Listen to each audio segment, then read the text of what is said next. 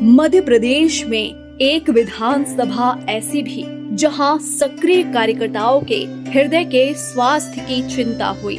पूर्व विधानसभा अध्यक्ष स्वर्गीय श्रद्धेय दादा ईश्वर दास रोहाणी के जन्म दिवस पर स्वास्थ्य व नेत्र परीक्षण, रक्त की कमी से जूझते ब्लड बैंकों के लिए विशाल रक्तदान शिविर, आयुष्मान योजना के पहले बड़ी सर्जरी के मरीजों की सर्जरी विभिन्न निजी अस्पतालों में निःशुल्क कराने हेतु पीड़ित मानवता की सेवा का आयोजन दशकों से किया जाता रहा है। जनता की सेवा में अपना जीवन लगा देने वाले दादा को अपने क्षेत्र की जनता व्यक्तिगत नाम से याद रहती थी।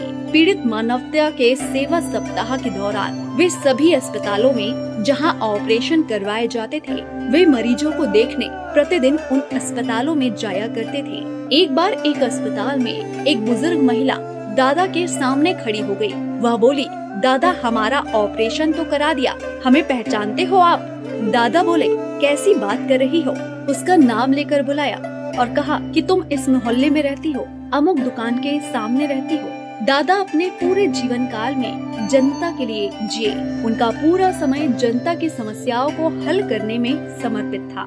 वे अपनी विधानसभा की जनता एवं कार्यकर्ताओं का एक परिवार की तरह नेतृत्व करते थे। उसी का उदाहरण है कि उनके वर्तमान विधायक पुत्र श्री अशोक रोहाणी कैंट विधानसभा में विधायक जी नहीं, अशोक भैया के नाम से पुकारे जाते हैं। वे अपने क्षेत्र की जनता के शिक्षा, स्वास्थ्य और रोजगार के लिए सदैव चिंतित रहते हैं। बच्चों के स्कूल में एडमिशन, कॉपी, किताब, बस्ता से लेकर बरसात में पन्नी, तिरपाल तक की व्यवस्था करते थे। लोगों का जीवन स्तर कैसे सुधरे उसकी योजना बनाते रहते। कार्यकर्ताओं के सम्मान की चिंता भी करते थे। सभी के सुख दुख में हमेशा शामिल रहते। भारतीय जनता पार्टी में बूथ लेवल पर कार्यकर्ताओं की व्यवस्था पन्ना समिति कैंट विधानसभा से ही जानी पहचानी गई थी। दादा की पाठशाला में चर्चा राष्ट्रीय स्तर पर होती थी। विधानसभा की गरिमा बढ़ाने का काम उनके कार्यकाल में बखूबी हुआ। प्रदेश में प्रोटोकॉल में विधानसभा अध्यक्ष मुख्यमंत्री के बाद दूसरे नंबर पर होता है, लेकिन कमोवेश या परंपरा उनके साथ ही दिखना बंद हो गई। बहुत ही अनुशासन प्रिय थे दादा। वे बच्चों को अपने माता पिता और बड़ों का सम्मान करने की सीख हमेशा देते थे। उनके सामने पैर पर पैर रख कर बैठने की इजाजत किसी को नहीं थी। कहते हैं कि अच्छे लोगों की आवश्यकता ऊपर वाले को भी होती है, और उसने समय से बहुत पहले दादा को हमारे बीच से अपने पास बुला लिया और उनकी सेवा तथा समर्पण विरासत को उनके योग्य पुत्र वर्तमान के युवा विधायक श्री अशोक रोहाणी ने बखूबी संभाला।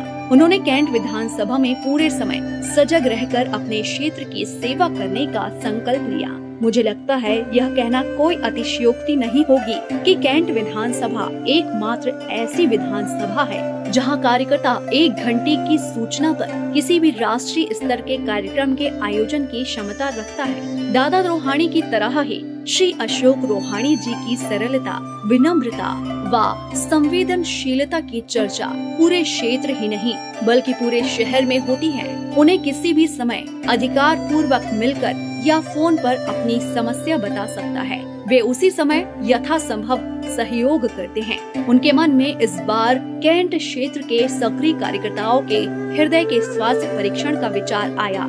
आज हार्ट अटैक किसी भी उम्र में हो रहा है, उसको ध्यान में रखते हुए उन्होंने हृदय रोग विशेषज्ञों और इस क्षेत्र में 3 दशक से उनके सहयोगी डॉक्टर सुनील मिश्र से अपनी चिंता व्यक्त की और कहा कि मेरे 365 दिन पूरे 5 वर्ष रात दिन जनता की सेवा में मेरे साथ लगे रहने वाले सक्रिय कार्यकर्ताओं का स्वस्थ रहना बहुत जरूरी है। कुछ करिए।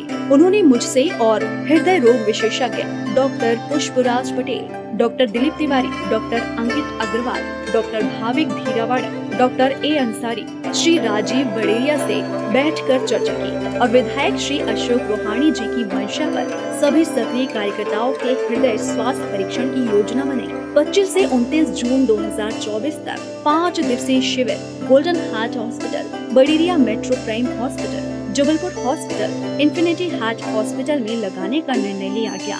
श्री अशोक रोहाणी जी की चिंता सही साबित हुई। कुछ कार्यकर्ताओं को हृदय से संबंधित परेशानी निकली, उनका समुचित इलाज कराया जा रहा है। कार्यकर्ता प्रसन्न और निश्चिंत हैं। वह श्री अशोक रोहाणी जी के प्रति कृतज्ञता ज्ञापित कर रहे हैं। मुझे यह कहने में कतई संकोच नहीं है कि वर्तमान आधुनिकता और गतिमान जिंदगी के इस दौर में एक विधानसभा ऐसी भी जहां कार्यकर्ताओं की भी चिंता होती है।